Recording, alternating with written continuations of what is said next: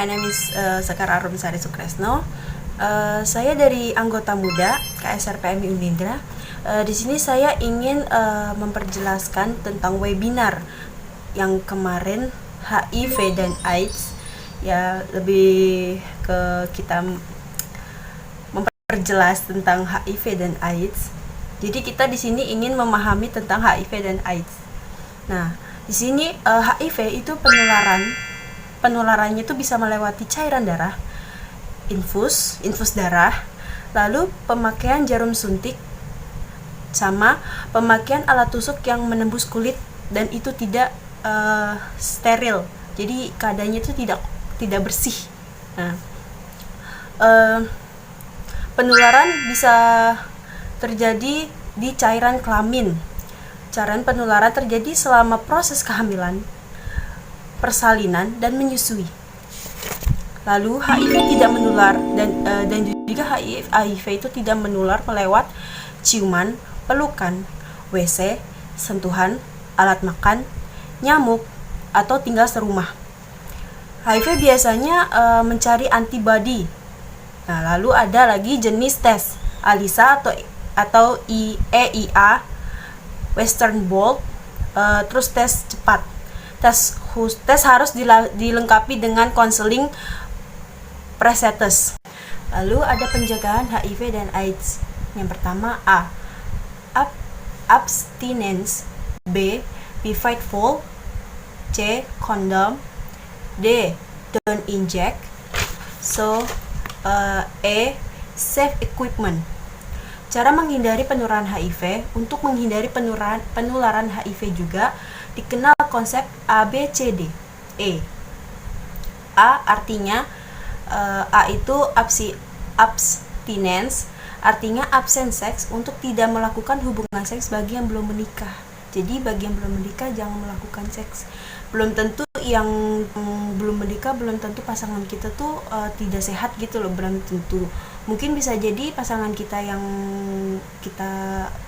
berhubungan dengan kita tuh ada yang mengalami gejala HIV. Mungkin takutnya seperti itu. Lalu B, be fightful, artinya bersikap saling setia kepada satu pasangan seks atau tidak ganti-ganti pasangan. Lalu C, kondom, artinya cegah penularan HIV melalui hubungan seks dengan menggunakan kondom. Bagi yang tidak tahu kondom, ini contohnya. Lalu D, drug no, itu artinya dilarang menggunakan narkoba. Narkoba itu berbahaya. Lalu E, education. Nah, pemberian edukasi dan informasi yang benar mengenai HIV, cara penularan, pencegahan, dan pengobatannya. Lalu jumlah remaja yang terinfeksi HIV dan AIDS di Indonesia semakin mengkhawatirkan. Kementerian Kesehatan mencatat angka infeksi HIV paling banyak terjadi pada kelompok usia produktif 25 sampai 49 tahun. Diikuti kelompok usia 20 sampai 25 tahun. Fakta ini menjadikan pendidikan seksual termasuk mengenai resiko penularan penyakit menular seksual sangat penting dimulai sejak usia. Lalu dari data Kemenkes dan KPAI mencatat 62% remaja telah melakukan hubungan seks di luar nikah. Fakta lainnya, 20% perempuan hamil di luar nikah berasal dari usia remaja, di mana 21% di antaranya pernah melakukan aborsi. Lalu dari data survei terpadu biologis dan perilaku tahun 2018-2019 mencatat rata-rata pekerja seks komersial atau PSK melakukan seks vaginal dan anal pertama kali di usia 18 tahun, dengan usia termuda yakni 14 tahun dan paling tua pada umur 20 tahun. Lalu Organisasi Kesehatan Dunia atau bisa disebut WHO mengusulkan pendidikan seksual agar dirancang dapat membantu siswa memahami aspek seksualitas dan kesehatan reproduksi. Lalu, materi pendidikan juga diharapkan berisi soal menghormati batasan orang ketika berhubungan remaja atau etika pacaran hingga pengguna media sosial. Jadi zaman sekarang tuh banyak banget yang pacaran melewati batas. Ya seperti mereka berpacaran tapi mereka sering melakukan itu. Nah, sering terjadi sebenarnya di Indonesia, sering terjadi, tapi mereka tuh tidak tahu apa dampak selanjutnya yang bakal terjadi pada diri mereka sendiri.